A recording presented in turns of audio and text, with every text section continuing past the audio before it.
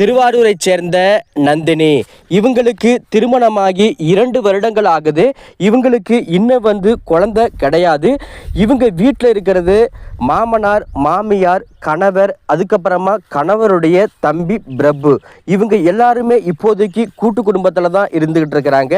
என்னதான் பார்த்தீங்கன்னா, இளமையான வயசில் திருமணம் பண்ணினாலும் தன்னுடைய கணவர் ஆரம்பத்தில் நல்ல விதமாக இருந்திருந்தாலும் போக போக கெட்ட பழக்கத்துக்கு அடிமையாகிட்டாங்க. இதனால் நம்ம நந்தினிக்கு குழந்தை கிடையாது. அது மட்டும் இல்லாமல் சரியாக வேலைக்கு போகாமல் கொஞ்சம் கடன் பிரச்சனையும் பார்த்தீங்கன்னா இருக்குது. வீட்டில் ஒவ்வொரு டைமும் பிரச்சனை நடந்துக்கிட்டு இருந்தாலும் தன்னுடைய மாமனார், மாமியார் 2 பேருமே நந்தினிக்கு சப்போர்ட் பண்ணினாலும் இந்த பக்கம் இதனால் நந்தினியுடைய கணவர் பார்த்தீங்கன்னா அவங்க மேலே தான் ஆத்திரம் அடைஞ்சுக்கிட்டு இருப்பாங்க. அதனால் பிரபுவோடைய உதவியை நாடுவாங்க. பிரபுவும் சரி அண்ணன் கிட்ட பார்த்தீங்கன்னா சின்ன சின்ன பிரச்சனையை பார்த்தோன்னா சொல்லி புரிய வச்சு ஆஃப் பண்ணிடுவாங்க. பிரபு இப்போதான் கல்லூரியில் ஃபைனல் இயர் படிச்சுக்கிட்டு இருக்கிறாங்க. நல்ல பையன் அப்படின்னு கூட சொல்லலாம். படித்து முடித்தோன்னே எப்படியாவது சொந்தமாக ஒரு மளிகை கடை ஆரம்பிக்கணும், அதில் நல்ல வருமானம் ஈட்டணும் அப்படிங்கிறது தான் அவனுடைய லட்சியமே. ஏன்னா இவங்களுடைய நண்பருடைய அப்பா மளிகை கடை வச்சுக்கிட்டு இருக்காங்க. அது மூலியமா நல்ல வருமானத்தை நம்ம பிரபு பார்த்துட்டாங்க. நம்மளும் கூட்டு குடும்பமா இருக்கிறோம், அண்ணி இருக்கிறாங்க, இந்த பக்கம் அண்ணன் பொறுப்பு இல்லாமல் இருந்தாலும் மளிகை கடையில் உட்கார வச்சோம்னா பொறுப்பு வந்துடும் அப்படிங்கிற எண்ணத்துல தான் நம்ம பிரபுவும் இருக்கிறாங்க. இப்படியே போய்கிட்டு இருக்கும்போது தான் நம்ம நந்தினிக்கும் அவங்க கணவருக்கும் அதிகமாக பிரச்சனை நடக்கும்போது பிரபு தலையிட்டு எப்படியாவது உங்கள் அண்ணன் பிரச்சனையை முடிச்சு வை, நீ எப்படியாவது இவரை வெளிநாட்டுக்காவது அனுப்பி வை. ஒரு பக்கம் கடன் பிரச்சனை, இன்னொரு பக்கம் எனக்கு குழந்தை இல்லை அப்படிங்கிற காரணம் உங்களுடைய அப்பா அம்மா என்னை தான் நினச்சிட்டு இருக்காங்க. காரணம் அது கிடையாது, உங்களுடைய அண்ணன் தான். என்கிட்ட பார்த்தீங்கன்னா சந்தோஷமாக இல்லாமல் என்னென்னமோ பார்த்தீங்கன்னா தப்பான பழக்க வழக்கத்தில் வெளிப்பழக்கத்தில் ஈடுபட்டு இருக்கிறாங்க. அதனால் இவரை எப்படியாவது வெளிநாட்டுக்கு அனுப்பி வை அப்படின்னு நம்ம நந்தினி பிரபு கிட்ட சொல்கிறாங்க. பிரபுவும் சரி உண்மை என்ன அப்படிங்கிறத புரிஞ்சுக்கிட்டு அண்ணனை ஒரு வழியாக வெளிநாட்டுக்கு அனுப்பி வைக்கிறாங்க. ஒரு கட்டத்தில் நம்ம நந்தினியும் சரி, ஒன்னே மாதிரி ஒரு பையனை கல்யாணம் பண்ணியிருந்தாலும் பரவாயில்லை, இவனை மாதிரி ஒருத்தனை கல்யாணம் பண்ணிக்கிட்டு என் வாழ்க்கை இவ்வளவு கேவலமாக போய்கிட்டு இருக்கே அப்படின்னு புலம்ப ஆரம்பிச்சிருக்காங்க.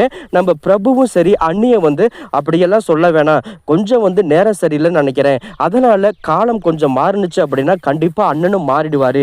இப்பதான் அண்ணன் கிட்ட ஒரு வழியா பேசி வெளிநாட்டுக்கு அனுப்பி வச்சிருக்கு, இனிமே பிரச்சனை கிடையாது. எனக்கு இப்போதைக்கு இந்த கல்லூரி படிப்பும் நல்லபடியா படிச்சு முடிச்சாச்சு. இதுக்கப்புறமா நான் ஆசைப்பட்ட மாதிரி பார்த்தீங்கன்னா ஒரு மளிகை கடை ஆரம்பிக்கலாம் அப்படிங்கிறத முடிவு பண்ணிட்டேன் அப்படின்னு முடிவு பண்ணி தன்னுடைய நண்பருடைய அப்பா கிட்ட போகிறாங்க.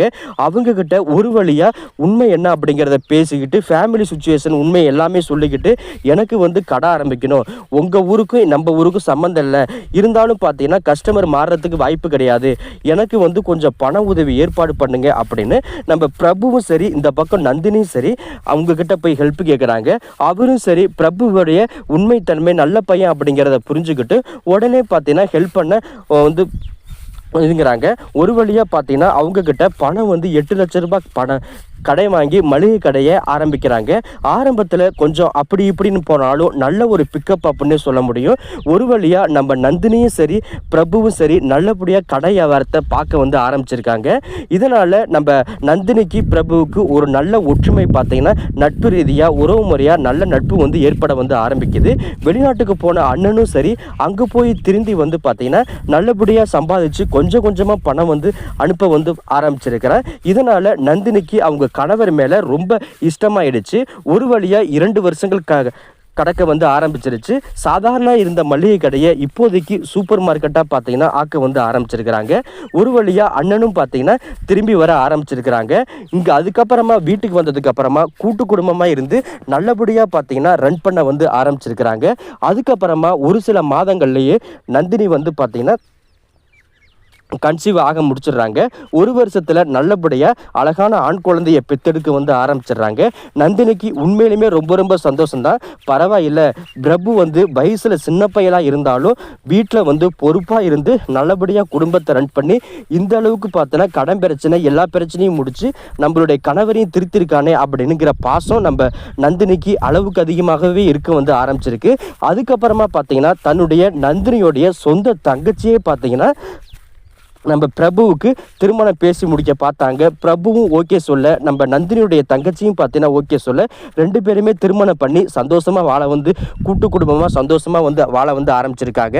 ஒருவேளை ஆரம்பத்தில் சொன்ன மாதிரி நம்ம நந்தினி வந்து பிரபுவை ரொம்ப பிடிக்கும் அப்படிங்கிறத பிரபு தப்பாக நினச்சிருந்தாலும் இந்த குடும்பம் வந்து கண்டிப்பாக வந்து பிரியிற நிலைமைக்கு வந்திருக்கும். எல்லாமே ஒற்றுமை தான் காரணம் அப்படின்னு கூட பார்த்தோன்னா சொல்லலாம்.